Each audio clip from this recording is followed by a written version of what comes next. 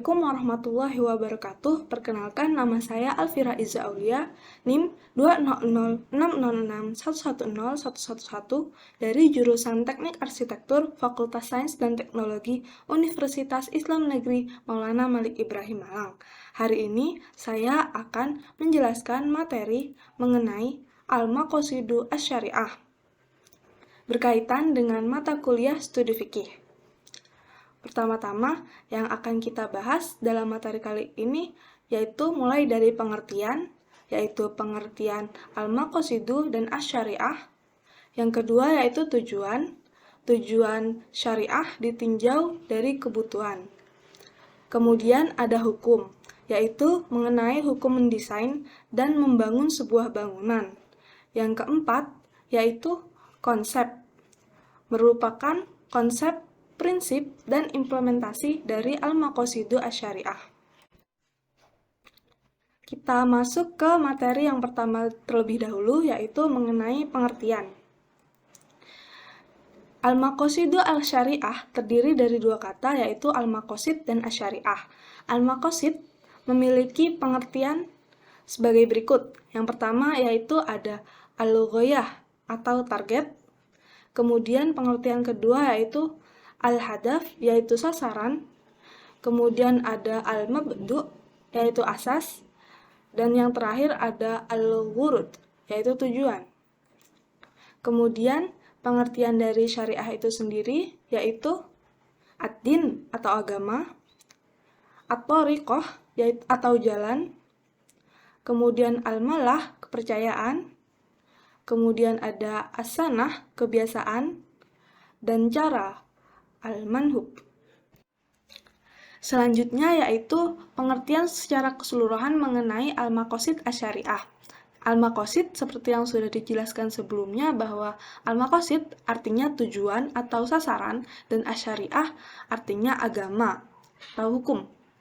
Jadi, al-maqasid asy-syariah adalah konsep untuk mengetahui hikmah atau nilai-nilai dan sasaran syariat yang tersurat maupun tersirat dalam Al-Quran dan hadis. Hal ini sudah ditetapkan oleh syara' terhadap manusia. Dan adapun tujuan akhir dari hukum tersebut atau syariat tersebut ialah untuk mencapai suatu kemaslahatan atau kebaikan dan kesejahteraan umat manusia, baik di dunia maupun di akhirat. Jadi, al-maqasid asy-syariah atau target akhir atau sasaran yang ada dalam hukum-hukum Islam itu untuk mencapai sebuah kesejahteraan manusia. Jadi, hukum-hukum yang ada atau syariat yang ada dalam Islam itu memiliki tujuan-tujuan tertentu. Nah, tujuannya ini yaitu untuk mencapai suatu kemaslahatan atau kesejahteraan umat manusia, baik di dunia maupun di akhirat. Jadi, al-maqasid asy-syariah bisa dijelaskan sebagai al-ghayatu wal ahdafu wal aqradu min wara'i al-ahkami al-islamiyah. Target akhir. Al-maqasid asy-syariah itu bisa dikatakan sebagai target akhir, sasaran, dan tujuan yang melatar belakangi hukum-hukum Islam. Selanjutnya yaitu kita akan membahas mengenai tujuan. Apa sih tujuan syariah itu sendiri ditinjau dari kebutuhan. Kebutuhan di sini bisa kita katakan sebagai kemaslahatan yang sudah dikatakan sebelumnya. Nah, ada jenis-jenis kebutuhan atau tingkat kemaslahatan.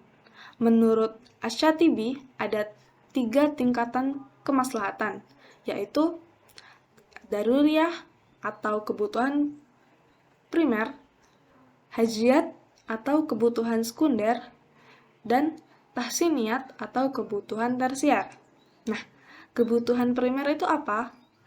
Kebutuhan primer yaitu kebutuhan atau kemaslahatan yang sangat urgent atau penting. Penting di sini itu bagaimana?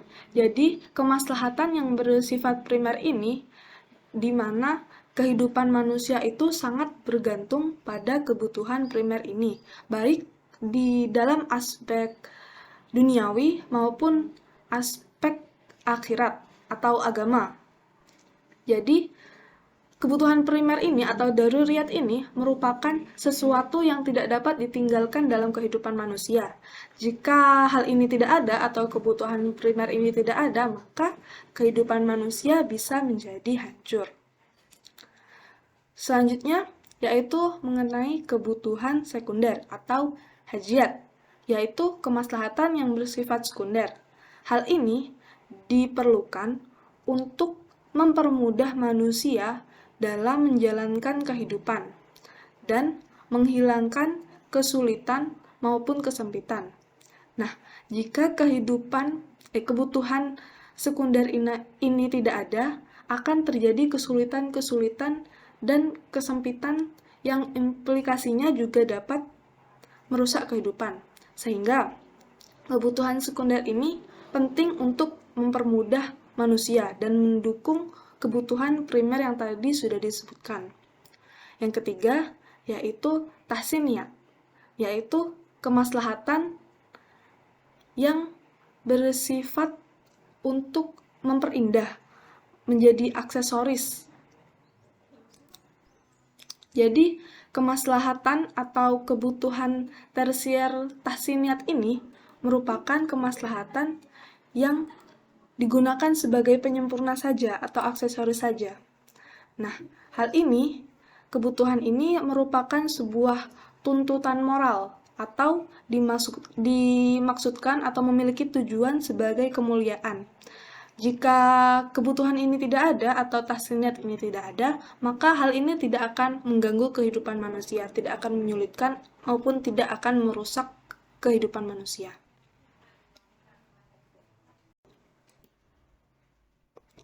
Selanjutnya yaitu ada tujuan syariah yang ditinjau dari kebutuhannya. Dari 3 kemaslahatan tadi, yaitu kebutuhan sekunder, maupun kebutuhan tersier, kebutuhan-kebutuhan ini memiliki sebuah tujuan syariat dan implikasi-implikasi apa saja yang membuatnya tidak tercapai. Yang pertama yaitu tujuan pensyariatan kebutuhan primer, yaitu terjadinya kemaslahatan agama dan dunia. Nah, kebutuhan primer ini ada agar dapat melaksanakan dan membuat terjadinya sebuah kemaslahatan agama dan dunia. Jika kebutuhan primer ini tidak tercapai, maka implikasi yang akan terjadi yaitu ketidakstabilan kemaslahatan agama dan dunia. Yang kedua, yaitu kebutuhan sekunder. Nah, tujuan adanya kebutuhan sekunder ini atau kemaslahatan sekunder ini yaitu tujuannya adalah agar hidup penuh keleluasaan dan anti kesukaran. Apabila kebutuhan sekunder ini tidak tercapai, maka implikasinya adalah hidup penuh kesukaran dan sarwa beban. Kemudian yang ketiga, tujuan dari kebutuhan tersier yaitu untuk menghias diri dengan keutamaan. Nah, apabila kebutuhan tersier ini tidak tercapai, implikasinya akan membuat hal-hal yang ada tidak sesuai dengan norma-norma yang ada. Nah, selanjutnya kebutuhan primer itu apa sih? Kebutuhan primer adalah kebutuhan yang menjadi syarat mutlak terjadinya kemaslahatan atau kesejahteraan agama baik di dunia maupun di akhirat. Selanjutnya yaitu mengenai 5 kebutuhan pokok dalam kebutuhan primer. Yang pertama ada hafduddin atau memelihara agama. Jadi, setiap muslim harus memelihara agama dari berbagai faktor yang merusak akidah dan amalia agamanya.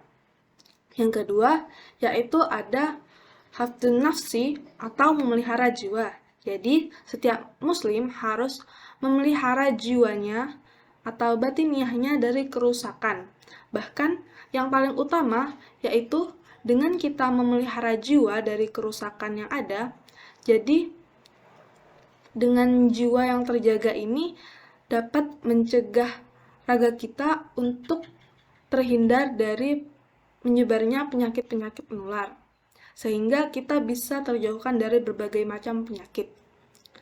Yang ketiga, yaitu hafdun nafsi atau memelihara akal manusia dari berbagai kerusakan. Yang keempat ada hafdun nasl, yaitu memelihara keberlangsungan reproduksi atau memelihara keberlangsungan keturunan dan memelihara kenasaban keturunan, sehingga keturunan akan terus berlanjut. Yang terakhir yaitu ada hafdul mal, yaitu menjaga harta umat dari kerusakan. Nah, menjaga harta ini juga bisa diartikan sebagai menjaga harta agar tidak berpindah dari tangan selain umat pengganti tersebut atau dari yang tidak memiliki hak harta tersebut. Nah, kelima hal tersebut itu merupakan suatu aturan atau prinsip yang dapat memunculkan suatu kemaslahatan, kebutuhan tadi itu. Sehingga keputusan hukum atau hal-hal yang mengabaikan kelima hal pokok tadi ini dapat menjadi suatu mafsadah atau ketidakmaslahatan, ketidakkesejahteraan. Selanjutnya yaitu pengertian kebutuhan sekunder.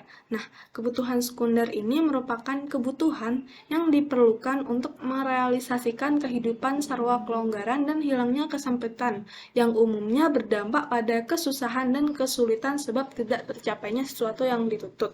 Seperti yang telah dijelaskan sebelumnya bahwa kebutuhan sekunder ini merupakan kebutuhan pelengkap yang dapat memudahkan kehidupan manusia. Apabila tidak ada, dapat menyulitkan, sehingga hal ini sangat dapat mendukung kebutuhan utama, yaitu kebutuhan primer.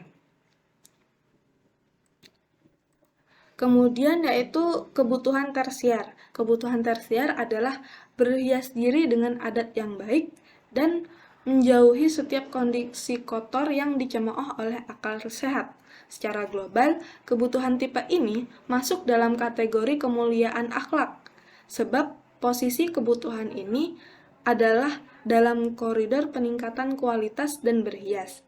Jadi, kebutuhan tersier ini ada untuk memuliakan kebutuhan-kebutuhan sebelumnya, yaitu berfungsi sebagai aksesoris dan pelengkap. Kebutuhan tersier ini apabila tidak ada, tidak apa-apa, tidak akan membuat kesulitan ataupun kerusakan. Namun, keberadaannya dapat membuat sesuatu menjadi lebih berkualitas dan lebih mulia. Yang ketiga yaitu mengenai hukum membangun dan mendesain sebuah bangunan. Hukum membangun sebuah bangunan. Hukum manusia itu terbagi menjadi beberapa hal, yaitu ada yang wajib, sunnah, mubah, makruh, dan haram. Nah, begitu pula dengan sebuah proses membangun atau mendesain sebuah bangunan. Proses membangun dan mendesain sebuah bangunan juga akan terkait dengan hukum-hukum yang dilakukan oleh manusia seperti tadi, wajib, sunnah, mubah, makruh, dan haram. Nah, yang pertama ada mubah, wajib, haram, dan makruh. Nah, seperti apa hukum-hukum yang terkait dengan hal-hal 4 ini? Yang pertama, yaitu hukum membangun yang mubah. Jadi, al-aslu fil bina'il ibahatu wa in zada ala sab'ati adrul. Hukum dasar membangun adalah mubah atau boleh, meskipun melebihi 7 hasta. Selanjutnya yaitu hukum membangun yang wajib. Al-bina'ul wajib huwa ma tawaqqataf alaihi maslahatun daruriyatun au hajiyah. Hukum membangun yang wajib merupakan pembangunan yang disesuaikan dengan kebutuhan atau kepentingan yang diperlukan. Jadi, kebutuhan membangun yang wajib itu merupakan bangunan yang perlu dibangun untuk memenuhi kebutuhan manusia, misalnya kebutuhan primer tadi, misalnya seperti manusia itu diwajibkan untuk sholat, sehingga kebutuhan untuk membangun sebuah masjid adalah wajib. Selanjutnya yaitu hukum membangun yang mandub. Nah, hukum yang membangun yang mandub adalah hukum yang seperti apa? Membangun yang seperti apa? Setiap pembangunan yang berdampak pada kemaslahatan umum kaum muslim, namun tidak menjadi syarat mutlak kemaslahatan tersebut, sebab bila menjadi syarat mutlak terrealisasinya kemaslahatan, tentu hukumnya menjadi wajib, sebab masuk dalam kategori kaidah. Sesuatu yang wajib, perkara wajib tidak bisa sempurna tanpanya, maka hukumnya adalah wajib. Jadi hukum membangun yang mandub adalah pembangunan yang apabila dibangun akan mendatangkan suatu kemaslahatan. Namun apabila pembangunan ini tidak dilakukan, maka kemaslahatan tersebut tidak rusak, kesejahteraan manusia itu tidak rusak. Nah, jika suatu pembangunan dan tidak dilakukan dan hal ini dapat merusak suatu kemaslahatan atau kesejahteraan dan membuat sesuatu menjadi kurang dan mutlak, itu adalah perkara yang wajib. Jadi bisa dikatakan apabila ada dapat mendatangkan kemaslahatan, namun apabila tidak ada, tidak apa-apa dan tidak membuat suatu kerusakan atau kekurangan.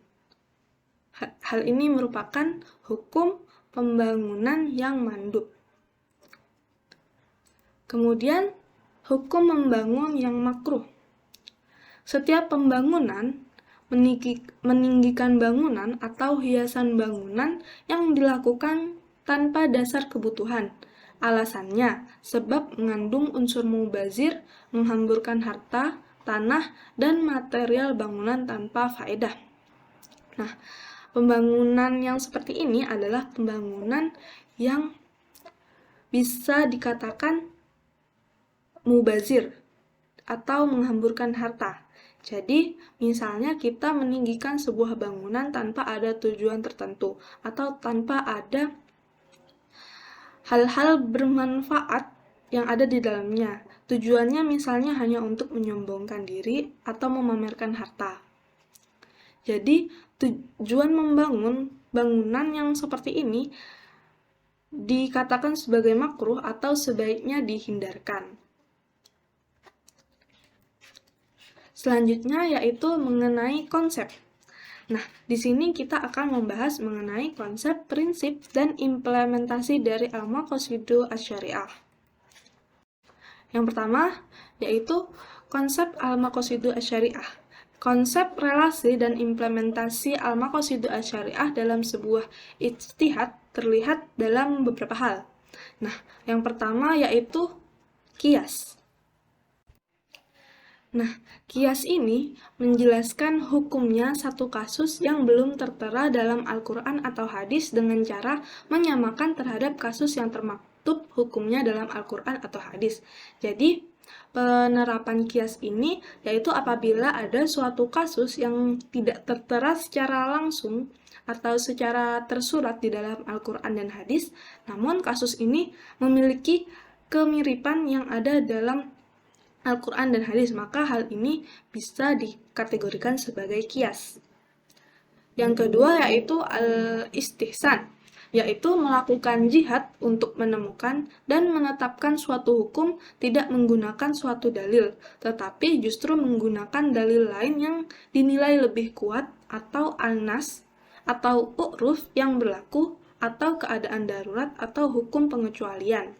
Misalnya, dalam penggunaan al-istihsan ini, apabila kita menemukan suatu kasus di mana kasus ini kita penyelesaiannya tidak menggunakan dalil-dalil atau nas yang ada dalam Al-Quran maupun hadis, namun kita menggunakan konsep logika dan pengecualian yang ada apabila keadaannya mendesak atau darurat.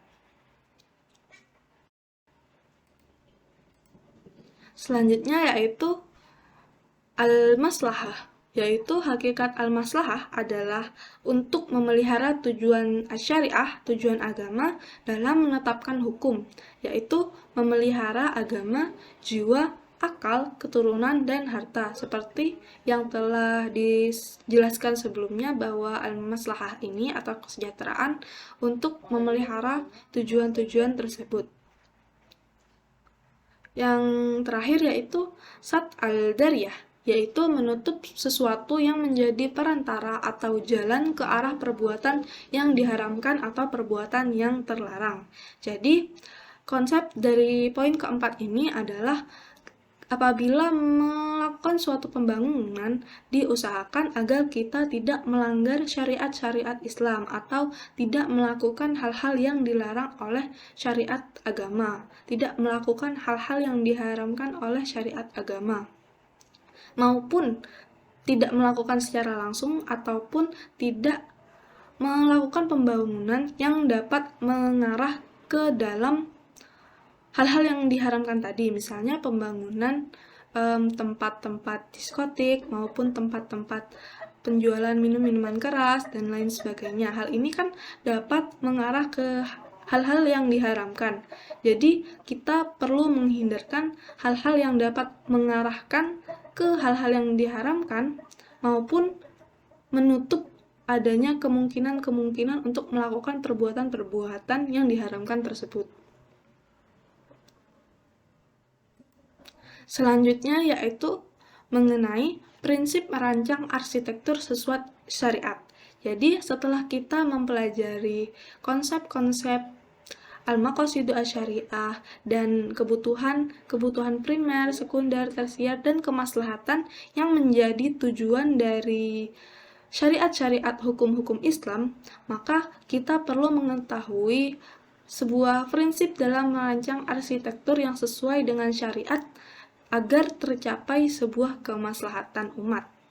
Yang pertama yaitu prinsip keselamatan. Di sini, karya arsitektur itu harus mampu untuk menjamin keselamatan penghuninya, seandainya terjadi bencana atau musibah ataupun hal lain sebagainya sebagai wujud ikhtiar. Jadi, dalam membangun sebuah bangunan arsitektural, kita perlu melakukan adanya ikhtiar untuk menjaga manusia agar tetap selamat. Misalnya, bangunan itu harus kokoh dan dapat menjamin keselamatan manusia atau penghuni yang ada dalam bangunan tersebut. Selanjutnya yaitu prinsip kenyamanan.